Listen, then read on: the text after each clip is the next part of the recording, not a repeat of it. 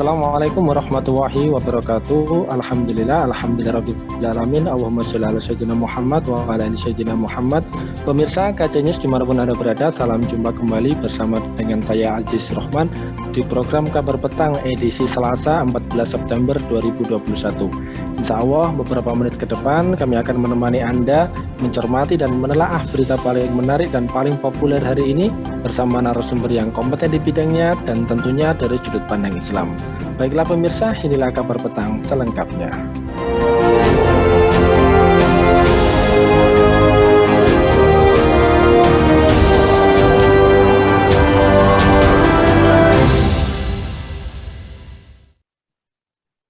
Pemirsa, berdasarkan catatan Komisi Pemberantasan Korupsi atau KPK, kekayaan pejabat atau penyelenggara negara mengalami kenaikan selama pandemi COVID-19. Hal itu disampaikan Deputi Pencegahan dan Monitoring KPK, Pahala Nainggolan, dalam webinar bertajuk "Apa Susahnya Lapor LHKPN Tepat Waktu dan Akurat" Selasa 7 September yang lalu. Kenaikan harta para pejabat itu diketahui setelah KPK melakukan analisis terhadap laporan harta kekayaan penyelenggara negara atau LHKPN selama setahun terakhir. Bahkan, ujar Pahala, jumlah pejabat negara yang hartanya mengalami kenaikan mencapai 70,3%. Catatan KPK ini berbanding terbalik dengan kondisi ekonomi penduduk Indonesia secara umum. Badan Pusat Statistik atau BPS melaporkan jumlah penduduk miskin pada Maret 2021 mencapai 27,54 juta orang. Adapun kategori penduduk miskin adalah masyarakat yang pengeluaran per kapitanya di bawah garis kemiskinan atau kurang dari Rp472.525 per kapita per bulan. Garis kemiskinan pada Maret ini naik dari Rp458.947 di bulan September 2020. Penyumbang terbesarnya berada pada kategori GK makanan dengan share sebesar 73,96%. Nah, pemirsa, apakah kondisi seperti ini menimbulkan rasa kecewa rakyat kepada pemerintah? Bagaimana sebenarnya kepekaan para pejabat dengan kondisi rakyat dan perlukah aparat bersikap untuk mengungkap harta pejabat, kekayaan sebagian pejabat yang mengalami kenaikan drastis bersumber dari mana? Nah, untuk membahasnya kami terhubung dengan Bung Muhammad Amin dari Direktur Poverty Care. Kita sapa dulu beliau. Assalamualaikum warahmatullahi wabarakatuh, Bung Amin. Waalaikumsalam warahmatullahi wabarakatuh. Terima kasih. Ya, baik. Sehat ini, Bung Amin?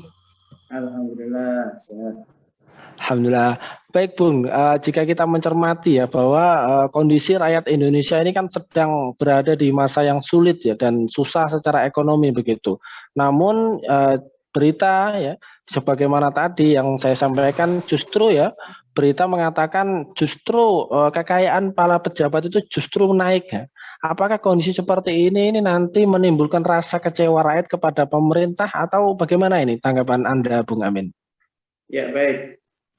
Jadi saya rasa kekecewaan itu biasanya akan muncul karena rakyat masih mengharap ya, kepada pemerintah dan kemudian harapan itu tidak terbukti terpenuhi. Jika sejak awal rakyat ini sudah banyak ditunjukkan kinerja yang notabene tidak mampu menyelesaikan berbagai macam persoalan dan hanya justru menimbulkan persoalan-persoalan baru, ya saya pikir lama-lama harapan itu sudah tidak ada lagi, hopeless gitu. Sehingga mungkin saja ya di awal-awal dulu, di masa awal pemerintahan rejim saat ini, rakyat mungkin sempat kecewa karena harapan itu masih ada.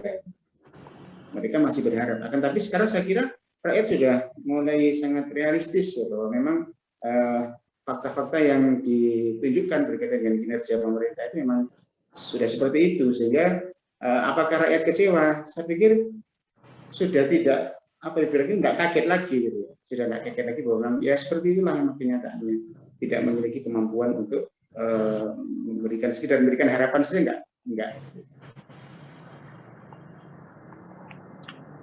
Ya, baik Bung. Lantas kemudian kalau kita melihat ya dan membaca di berbagai macam media yang ada. Ini kan yang salah satu di antara yang paling disorot ya terkait dengan daftar kekayaannya adalah Menteri Agama ya, Pak Yakut Khalil Qaumas ya. Kekayaannya melonjak begitu tajam ya, hingga dikatakan atau diberitakan sampai berkali-kali lipat, bahkan 1000% atau 10 kali lipat, maksud kami 10 kali lipat semenjak beliau menjabat sebagai Menteri Agama begitu. Nah, kemudian pertanyaannya adalah bagaimana sebenarnya kepekaan para pejabat dengan kondisi rakyat saat ini nih, Bung Amin? Ya, jadi menjadi lebih kaya itu kan saya pikir adalah merupakan hak setiap orang ya, setiap aksis dan semua. Nah, ini berhak untuk menjadi kaya dan jadi bukan merupakan kejahatan dan bukan satu hal yang diharamkan dalam agama kita boleh kaya. Nah, ada banyak contoh di dalam sejarah Islam, sahabat Abdurrahman bin Auf itu kaya beliau ya. Kemudian sahabat Utsman bin Affan itu beliau juga orang kaya. Jadi sah-sah saja jika seseorang itu menjadi lebih kaya. Nah, yang dipertanyakan adalah dengan cara apa harta kekayaan kita itu kita dapatkan? Dengan cara-cara curang dan korupsi atau bagaimana? Tentu kalau cara curang dan korupsi itu merupakan kejahatan dan diharamkan di dalam agama. Nah, ada satu perbandingan yang ingin kami sampaikan ya, bahwa di masa khalifah yang kedua ya, dari khalifah kaum muslimin yaitu Sayyidina Umar bin Khattab radhiyallahu anhu, beliau adalah salah seorang khalifah, salah seorang sahabat Nabi yang menjadi Amirul Mukminin atau menjadi khalifah bagi kaum muslimin, menggantikan Sayyidina Abu Bakar Siddiq. Dalam satu masa kepemimpinannya, wilayahnya itu pernah dilanda paceklik karena musim kemarau yang panjang.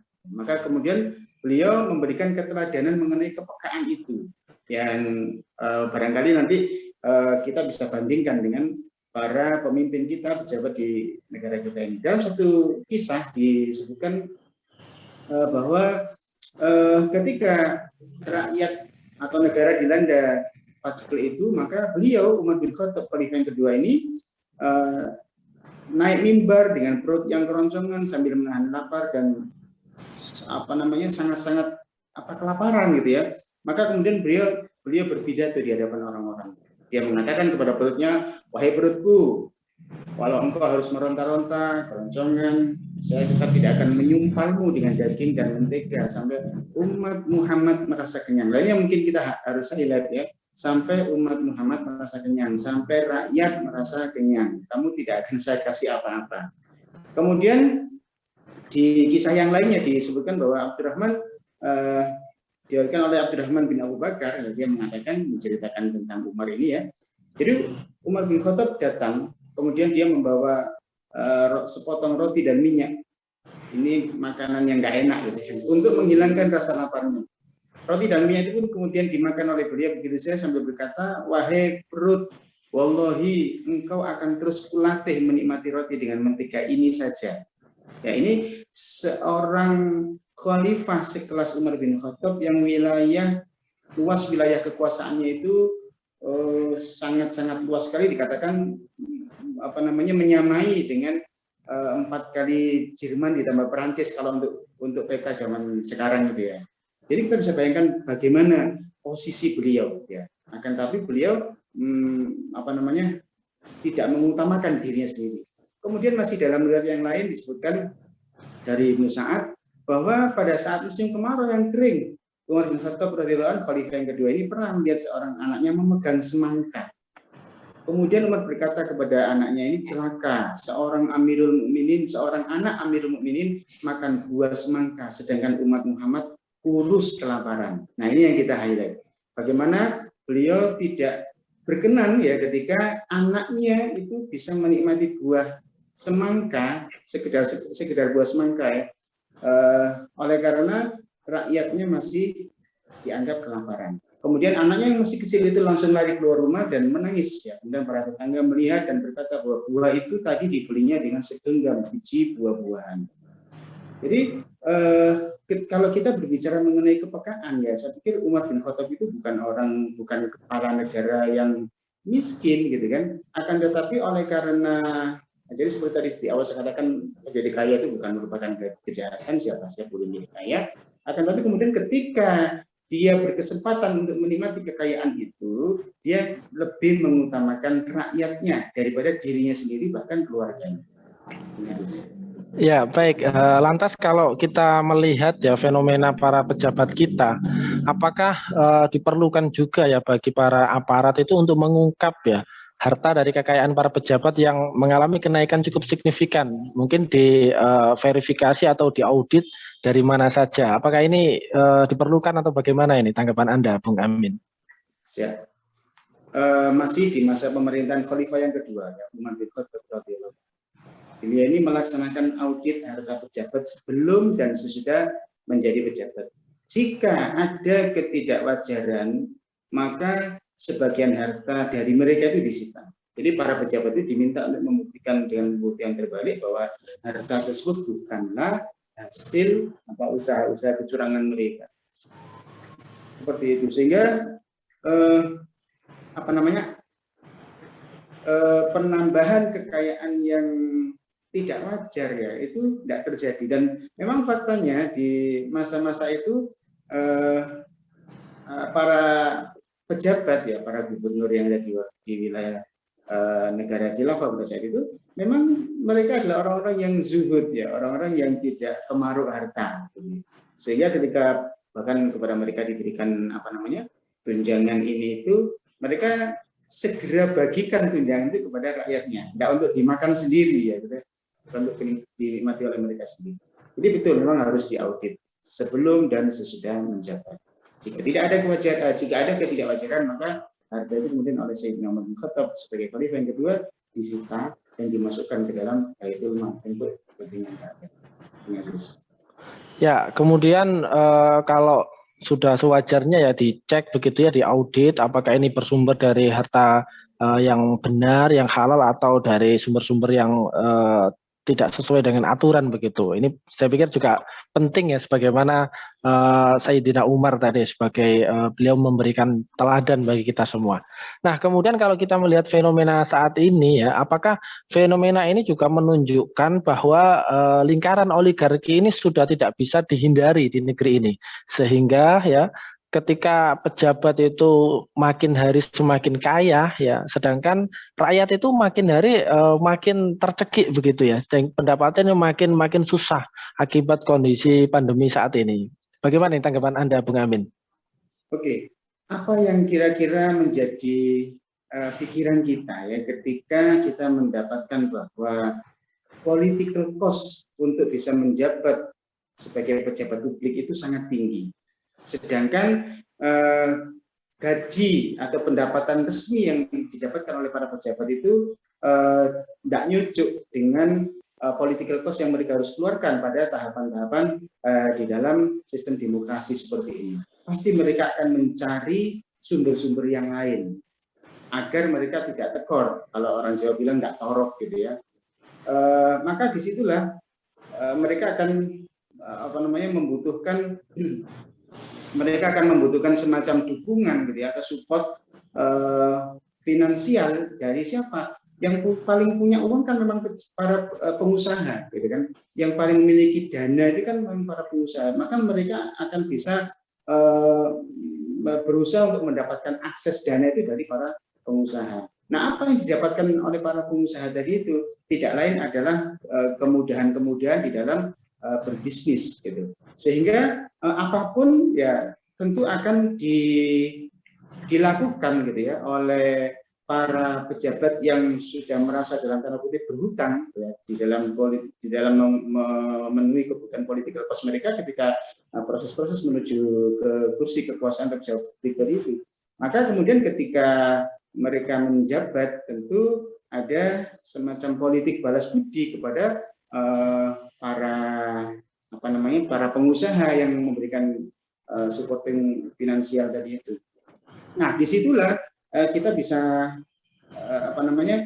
bisa mengerti ya apa yang dikatakan oleh mantan ketua MK dulu ya, seorang profesor dia mengatakan bahwa tidak satupun undang-undang yang ada di negara kita ini benar-benar pro kepada rakyat, akan tapi pro kepada pengusaha.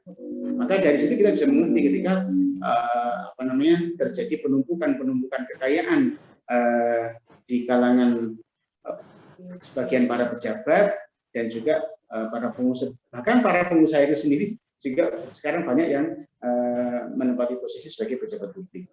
Bagaimana nasib rakyat sebagai sebagai pemilik suara, yang suara itu harus dikumpulkan, harus didulang pada saat pemilu? Ya seperti kata mantan ketua MK tadi itu, tidak ada satupun undang-undang yang dibuat di negeri ini yang benar-benar pro rakyat. Terima kasih. Ya, baik. Kemudian yang terakhir ini, Bung Amin, kira-kira bagaimana catatan Anda ini terkait dengan kesenjangan antara rakyat dengan para pejabat negara saat ini? Lalu bagaimana pula sudut pandang Islam di dalam mengatasi problem yang cukup serius ya? Apalagi di era pandemi ini ya, kita lihat rakyat juga susah mencari penghasilan, terus kemudian tapi para pejabat malah harta kekayaannya naik secara signifikan ini. Mohon pencerahannya ini, Bung Amin. Oke, jadi tepat sekali apa yang dibahas, yang ditanyakan oleh Bung Aziz ini, bahwa kita memang berporos ya kepada Islam. Kenapa demikian? Kita diingatkan oleh salah seorang ulama besar, salah seorang ulama mazhab adalah Imam Malik rahimahullah. Beliau ini gurunya Imam Syafi'i, ya, beliau gurunya Imam Syafi'i, imam kita semua, ya. Beliau mengatakan bahwa tidaklah menjadi baik umat ini, atau gini, umat ini akan menjadi baik dengan apa-apa yang telah menjadikan baik umat terdahulu. Gitu. Nah, umat terdahulu seperti tadi saya ceritakan, Umar bin Khattab radhiyallahu anhu itu menjadi baik. Ya. Itu dengan apa? Dengan Islam. Jadi mereka itu mendasari semua aktivitasnya, baik aktivitas private maupun aktivitas publik, dalam artian ketika mereka membuat kebijakan-kebijakan untuk rakyatnya di ranah publik, itu yang mereka lakukan adalah mendasarkan semua keputusan dan kebijakan itu kepada Islam. Maka semestinya kita juga ini berkeinginan yang sangat-sangat kuat untuk mengikuti ya para pendahulu kita dari kalangan para sahabat, para khalifah itu, yaitu menjadikan Islam sebagai landasan untuk aktivitas kita, baik ranah private maupun di ranah publik. Jadi Islam telah memberikan kepastian. Yang pertama, kepastian tentang apa? Mengenai adanya personal yang baik, yang amanah, yang punya integritas untuk memimpin negara. Karena Rasulullah mewanti-wanti itu ya di dalam satu hadis bahwa al-imam mura'in wa huwa mas'ulun an ra'iyatihi. Seorang pemimpin itu ibarat penggembala. Ya, ibarat penggembala, dan dia akan dimintai pertanggungjawaban atas apa-apa yang digembalakannya. Nah, ini kemudian diejawantahkan oleh Sayyidina Umar bin Khattab radhiyallahu anhu sebagai seorang khalifah, bahwa ketika beliau menjabat sebagai khalifah, ya, seperti yang tadi saya ceritakan itu, beliau tidak mau kenyang lebih dulu. Ya. Yang beliau utamakan adalah rakyatnya. Beliau tidak mau juga anaknya, ya, yang masih kecil itu juga memakan buah semangka lebih dulu. Beliau ingin agar rakyatnya lah yang diutamakan untuk menikmati makanan-makanan itu.